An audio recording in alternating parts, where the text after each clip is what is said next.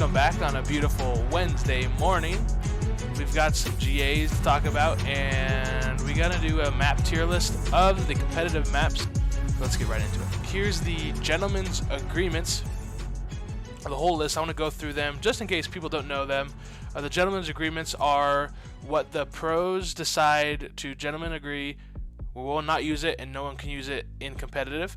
So M4 was added to the assault rifles last night. If you did not know, the Kastov 74U, so the AK-47U, STB, which looks like an AUG, and the M4, plus the Fennec is gone, which bless that. I never looked that up, but bless the Lord for that one, because the gun just shreds when you're within like 5 feet, and people could abuse that on certain hills. You could pull that out, and I'm glad that's gone. Sniper rifles are restricted to S&D only, with only one per team. But yeah, here's the list.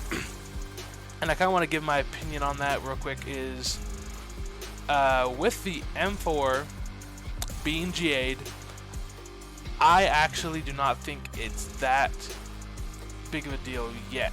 And I'll get into why. So every year, every Call of Duty, we go through this whole GAing process where we get rid of some, we don't get rid of some. And it's like a constant progression of what's going to go out, what's not. This is being abused. Last year we saw Spart get the Volk GA'd because he was the flex player for the LA Guerrillas, and he pulled it out in flex moments, and the players felt like it was too overpowered, so they just got rid of it. Now, we could talk about competitive players, pro players, and the GAing process in another video, but for right now I just want to talk about the M4. So I don't believe it's that big of a deal, simply because of the game's foundation. The AR is just too good of a game for a game like this. In past titles, with the speed of the game, SMGs had more control, but with a slower paced Call of Duty, having a pre-fired lane with an AR that can shoot straight, shoot far, is just always going to be better than SMG. Now, I said about last week, I feel like the TAC is just as good as the M4, but playing with the TAC on the CDL mosh pit, I noticed a good amount that the TAC is just not as good as the M4 in certain situations. It just shoots a little bit slower than the M4, so up close I noticed I was losing some fights to SMGs, so that's great. I think there's too many maps where having an AR to hold down the lane is just going to be better than having a Vaznev. And for that, I still could see it being a 3-1 meta. Personally, I think the best thing would have been one M4, one TAC, and then force 2 Vaznevs. I think that'd be a good way to do it, because every map, there's no map like MW2 in this game where players would be mad about not having 3 ARs on the map. There's no map like that where you need the AR. It's just always better to have it. So even though I think this is a step in the right direction, I just still do not believe it's that big of a deal. Which brings us to the next thing. Let's get into the competitive map tier list. You'll see I still have Crown Raceway up here. I won't rank that one yet, but let's just go through this. We got S, A, B, C, D, F, your classic tier lists. I want to rank them, talk about the maps, and see what's going on here. So, number 1, let's go over Breenberg. Now, looking at Breenberg, as we can see, the map I think is a perfect 3-lane map for competitive Call of Duty. The whole middle ground, I think every aspect of this map is fun. There's no area that I'm in where I feel like I'm not having fun, I'm too much at a disadvantage. When I'm at bar and I'm shooting up into apartments, yes, we both have advantages. If I push down into here, I know I'm giving up my strengths. And so that's why every point of this map feels that way. If I'm on catwalk, yeah, I have the upper hand, but I also don't have much cover. Just everything feels well balanced. Hardpoint feels extremely good. S&D is a little A-centric over here, but B is still a play that is still manageable. It's just, to me, this is one of the best maps, and I think it's an easy A-tier map for competitive Call of Duty. Again, if you watch my multiplayer map video, you'll see I didn't put any in S tier, and at this point, I don't think there's an ES so far. after I go through it, we might make some slight adjustments, and we'll get through it that way. But next up, Embassy. So I was not big on this as a multiplayer map, but I have come around to it as a competitive map. It's one of my most solid S&D maps. Well, I actually have fun playing it on S&D. Hardpoint is a little finicky. Again, I think there's just too much power resided in the middle lane. However, not as bad as I thought. When this map comes up, I am actually excited, and that's kind of what I'm gonna be doing with this tier list, is going over my feelings when the game actually comes up in the rank, because in Vanguard there was a few maps with the mode attached to it where I just was like, I want to back out, but I can't because of the elo, but I wish I could. In this game, there's not very many of them, but for Embassy, honestly, not bad map. And just ranking it based off of these maps, I'm not trying to rank it based off Call of Duty in general, because that'd be too hard to try to think, oh, this would be a tier with these other maps from this past game. I think that'd be just too difficult. So just going off this game and my feelings in this moment, playing them, watching them, this map is a B map. Probably a lower B map. We'll see how it turns out in the end. But yeah, as of right now, not bad at all. This could be a lot worse. Mercado. So this map for S&D, I do not enjoy. It just feels a little too small. I feel like there's not enough plays I can make. It's really, personally, for offense, for me, it's either run up, wait to see if I can get a kill in house. Wait, hold on. I think I'm backwards here. Where's house at? Right here. Yeah, so it's either run up, wait for house, get some kills, wait to see what's going on there, and then plant, or just run over B, go into garage, and wait and see if I can plant. That's kind of the only options here. Middle is just way too dangerous to do anything, and because the map's so small, it literally feels like a 2-lane map for S&D.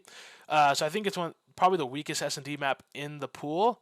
Hardpoint I have come around to. It's a really chaotic map with a lot of gunny needed to just force the advantage, force the kills in moments as needed.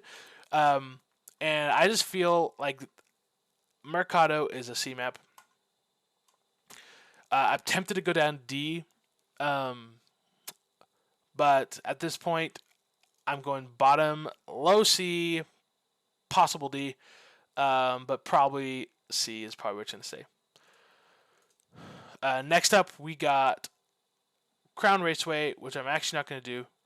But just so you guys know, I think this map is great for S&D. I think it'd play very well in Hardpoint. I think it's a perfect 3-lane map with a lot of places to hide. And, I mean, you don't want too many, like, little corners to hide.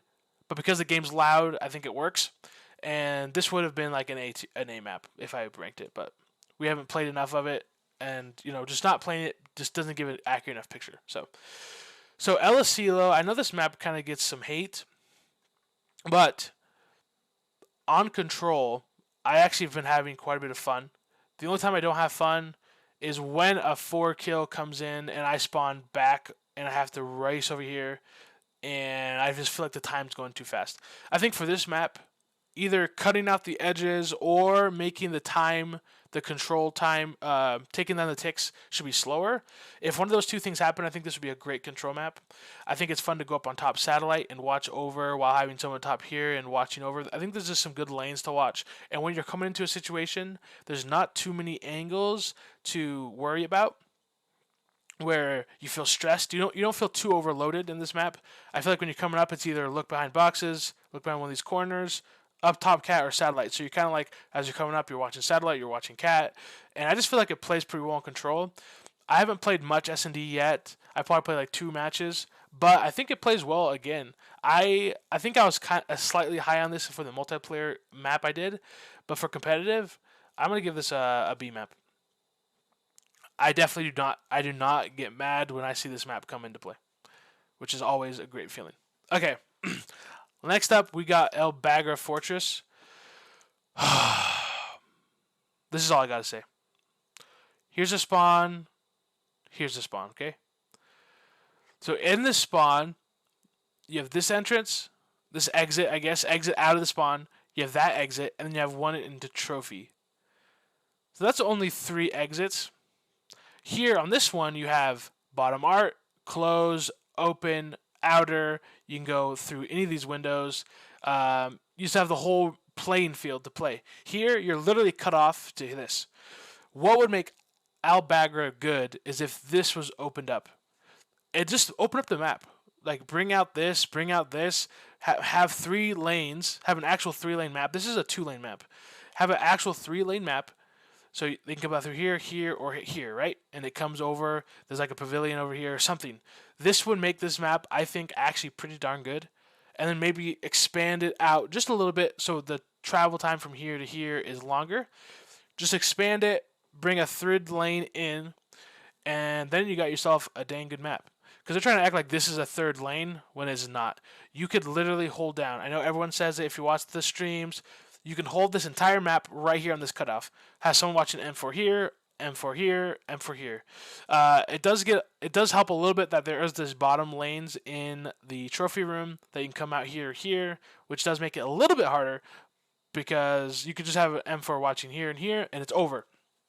I think this map literally sucks, but again, with my changes, I think this map could be honestly an A tier. I think it'd be really fun. I like the aesthetic of it. I think it would play well if we had that 3rd lane. With what we have now, when it's not being a choke off on the spawns, I think it plays well and it's fun to jump into top art, bottom art. It's kind of fun to play in the areas that we have. But with what we have right now, I think this is an awful map. Probably in the last 2 years, it's hard to say the worst map in the last 3 years, but it's probably the worst map. It's definitely the worst S&D map we've had, probably in all the CDL era. It's literally, let's go back to it. You spawn here, and you're spawn here, and then you're gonna run to A, because B is here, and that's where they spawn. There's no way you're gonna make that trip. We already saw it, 100% planting A throughout the first weekend. So that's a lot of games where not a single person planted B. That is a terrible S&D map. It's an easy F. I'd give it an F minus if I could, but with some simple changes, which they won't do. But with those simple changes, it could be good. Okay, last up we got hydroelectric, and I'm actually a big fan.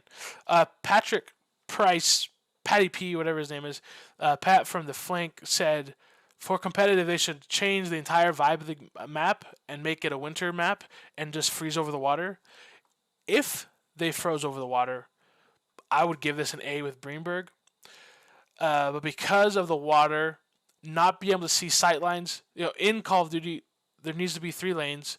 There needs to be sight lines so that, let's say you're holding P4 or whatever P this is, you need to be able to sit here and watch that lane, watch this lane, watch the back lane, right? You should all be able to see exactly what's coming at you.